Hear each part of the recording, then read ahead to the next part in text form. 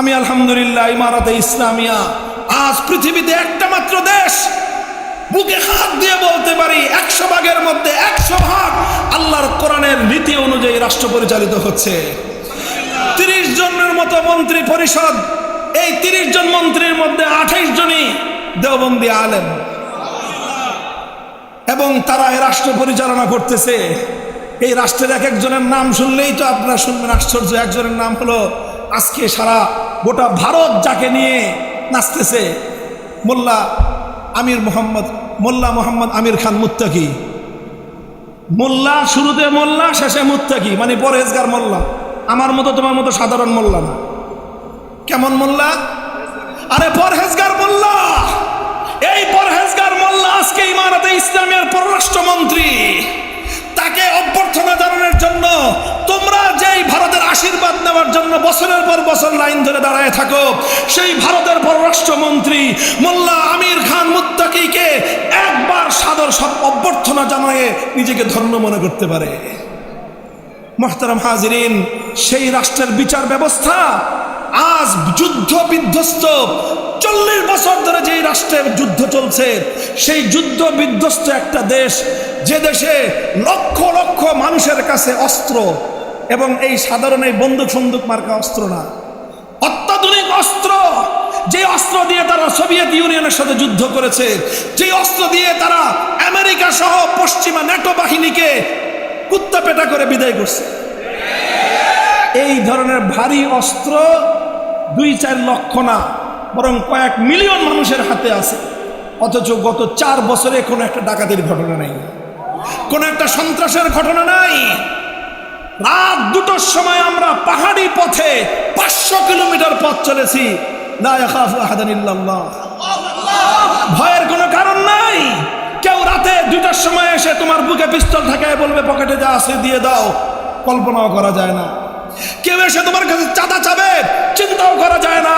কেউ এসে তোমার কাছে সন্ত্রাসী করবে, ছিনতাই করবে, চিন্তাও করা যায় না।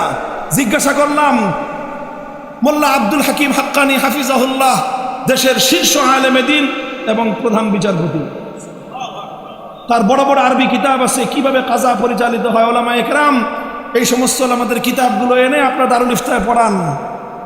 শুধু মুফতি তৈরি করেন না, কাজী তৈরি করেন। ওই ইমারতে ইসলামিয়া এখন শুধু দারুল ইফতা নাই, সবগুলি দারুল ইফতার সঙ্গে দারুল ইফতা ওয়াল কাজা। এবং এই দারুল ইফতা থেকে যারা মুফতি হয় 2 বছরের কোর্স শেষে বিচারপতি নিয়োগ হয়। এবং এই মোল্লা মুফতিরা যে বিচার ব্যবস্থা কায়েম করেছে, আমেরিকা, ইউরোপ সহ সারা দুনিয়াকে আমি চ্যালেঞ্জ করে বলতে পারি 4 বছরের মধ্যে এইরকম বিধ্বস্ত একটা দেশে, এইরকম অস্ত্রের ঝনঝনানির একটা দেশে যে নিরাপত্তা তারা কায়েম করেছে, পৃথিবীতে কেউ এর নজির দেখাতে পারবে না। কিভাবে করলো এই কাজ? আমরা প্রধান বিচারপতিকে জিজ্ঞাসা করলাম, মোল্লা আব্দুল হাকিম হাক্কানি হাফিজাহুল্লাহ তাআলা, শাইখুল হাদিস তিনি, তাকে জিজ্ঞাসা করলাম কেমনে এটা করছেন? তারা বলেন যে একটাই, আমরা এমন একটা ব্যবস্থা কায়েম করেছি, যে কোনো বাদী যদি এসে ফরিয়াদ জানায়, মামলা দায়ের করে, মামলা দায়ের করতে দেরি, তার বিচার কার্য শুরু হতে দেরি নাই। নিম্ন আদালতকে অর্ডার দেওয়া আছে রাষ্ট্রের পক্ষ থেকে, এটা আইন, সে দেশের যে কোনো মামলা দায়ের হওয়ার 2 সপ্তাহের মধ্যে মামলার রায় দিতে হবে। কয় সপ্তাহ? যাও তোমরা তোমাদের, আমি তো আমার দেশের ভুক্তভোগী, 47টা 48টা মামলার জামিন নিয়ে জেলখানা থেকে বের হয়েছি। এক একটা মামলার জামিন করাইতেই লাগে 3 বছর।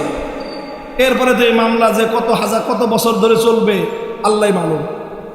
সেখানে অনলি অন 2 উইকস, 2 সপ্তাহের মধ্যে বিচার করতে বাধ্য নিম্ন আদালত। যদি 2 সপ্তাহের মধ্যে বাদী এবং বিবাদী এবং সাক্ষী সুবুত নিয়ে যদি আদালত মনে করে যে না 2 সপ্তাহের মধ্যে এটার রায় দেওয়া সম্ভব না, তখন আদালতকে, নিম্ন আদালতকে উচ্চ আদালত বরাবর প্রেয়ার করতে হবে, দরখাস্ত দিতে হবে যে আমি 2 সপ্তাহের মধ্যে এই মামলাটা শেষ করতে পারতেছি না বলে দুঃখিত, আমাকে আরো 1 সপ্তাহ সময় বৃদ্ধি করে দেওয়া হোক। উচ্চ আদালত থেকে যদি আরেক সপ্তাহ সময় বৃদ্ধি করে দেওয়া হয়, নিম্ন আদালত রায় দেওয়ার জন্য আরেকটা সপ্তাহ বেশি পাবে। অধিকাংশ মামলা শুধু বাদী বিবাদী, মুদ্দাই এবং মুদ্দা আলাই 2 পক্ষ আসে, অধিকাংশ মামলায় কোনো উকিল, ব্যারিস্টার, জজ ব্যারিস্টারের প্রয়োজন হয় না। উকিল বাদী তার কথা নিজে বলে, বিবাদীও তার কথা নিজে বলে। আর বাদীর পক্ষে সাক্ষ্য থাকলে কাজী, বিচারক নিজে সাক্ষ্যের কাছ থেকে জিজ্ঞাসা করবেন, জেরা করবেন নিজে। এখানে লক্ষ টাকা দিয়ে উকিল ভাড়া করার কোনো দরকার নাই, ব্যারিস্টার ভাড়া করবার কোনো দরকার নাই। আমি জিজ্ঞাসা করেছি সুনির্দিষ্টভাবে শেখ আব্দুল হাকিম হাক্কানি হাফিজাহুল্লাহর কাছে যে যদি কেউ উকিল রাখতে চায়, বলে যে সে অপশন আছে, সে অপশন আছে। যদি কেউ নিজের মামলা পরিচালনা করতে অক্ষম হয় তাহলে অনুমতি নিয়ে সে নিজে উকিল রাখতে পারবে। আমরা জিজ্ঞাসা করলাম আসলে ঘটনাটা ঘটে কি, কিভাবে বিচার হচ্ছে। তিনি বললেন যে মোর দ্যান 50%, অধিকাংশ মামলা কোনো উকিল ছাড়াই নিষ্পত্তি হয়ে যায়।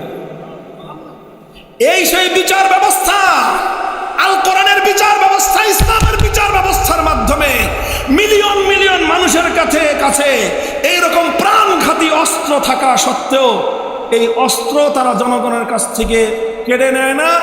আবার এই অস্ত্রের কোনো অপব্যবহারও নাই। রাষ্ট্রের এক প্রান্ত থেকে আরেক প্রান্ত পর্যন্ত শান্তি এবং নিরাপত্তা কায়েম হয়েছে।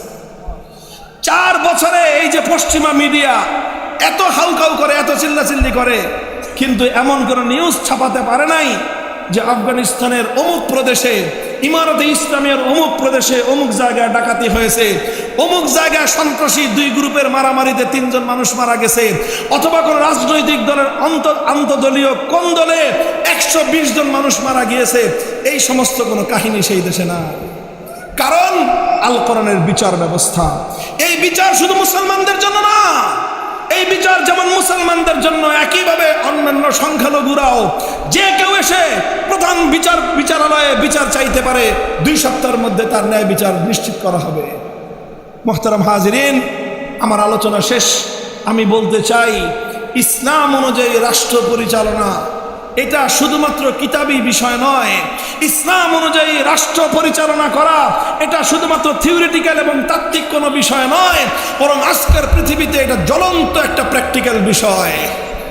আখেরি পয়গাম, হে বাংলার নওজওয়ানেরা, হে বাংলার মধ্যে মুজাহিদ শাবদলের বাচ্চারা, আমি তোমাদেরকে জিজ্ঞাসা করতে চাই, 40 বছর যদি রাশিয়া এবং সোভিয়েত ইউনিয়ন আর পরাশক্তি আমেরিকার পশ্চিমা বিশ্বকে ঝাঁটাপেটা করে বিদায় করে সেখানকার 4 কোটি মুসলমান যদি ইসলামের ভিত্তিতে শান্তিময় একটা রাষ্ট্র কায়েম করতে পারে, বাংলার মুসলমানেরা, বাংলার তরুণ সমাজ তাদের 100 বছরের স্বপ্নের আল কোরআনের রাজ বাংলার মাটিতে কায়েম করতে পারবে কি পারবে না?